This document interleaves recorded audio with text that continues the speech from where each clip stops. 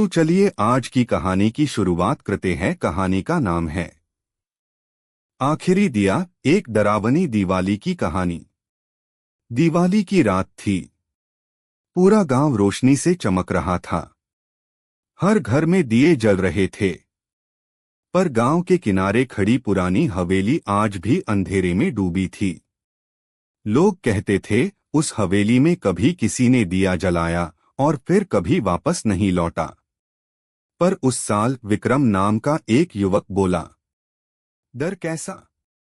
अगर भूत होता तो अब तक दिखता। गांव वालों ने रोका, मगर उसने हंसते हुए कहा, मैं आज उस हवेली में दिया जलाऊंगा। रात गहराई, हवेली के अंदर सन्नाटा था। दीवारों पर जाले, टूटी खिड़कियां और फर्श पर बिखरे पुराने दियों की राख। विक्रम ने माचिस जलाई, कांपते हाथों से एक दिया रखा और जलाया। धीरे धीरे लौ जल उठी, पर कमरे में कोई हल्की सी सरसराहट गूंजने लगी। अचानक दीवार पर एक परछाई हिली। लौ कांपी और विक्रम ने देखा, दिए के पीछे कोई खड़ा है। उसने मुड़कर देखा। वहां कोई नहीं था, पर परछाई अब उसकी नहीं थी। दिया अपने आप बुझ गया। अगली सुबह गांव वालों ने हवेली का दरवाजा खुला पाया। अंदर फर्श पर एक ताजा जला हुआ दिया रखा था और उसके पास विक्रम की चप्पलें। उसके बाद से हर दिवाली की रात हवेली में वो दिया अपने आप जल उठता है और कोई नहीं जानता वो किसका इंतजार कर रहा है। अगर आपको कहानी पसंद आई तो लाइक और सब्सक्राइब कीजिए ऐसी ही और मजेदार कहानियां सुनने के लिए। एक घने जंगल में कई जानवर रहते थे।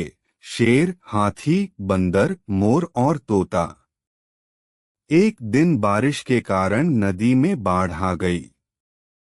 सारे जानवर घबरा गए, पर हाथी ने अपनी सूंड से सबको पार करवाया।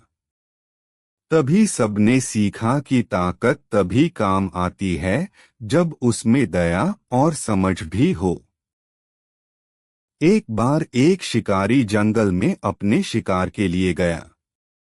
वहां उसने एक शेर को देखा जो दर्द से कांप रहा था।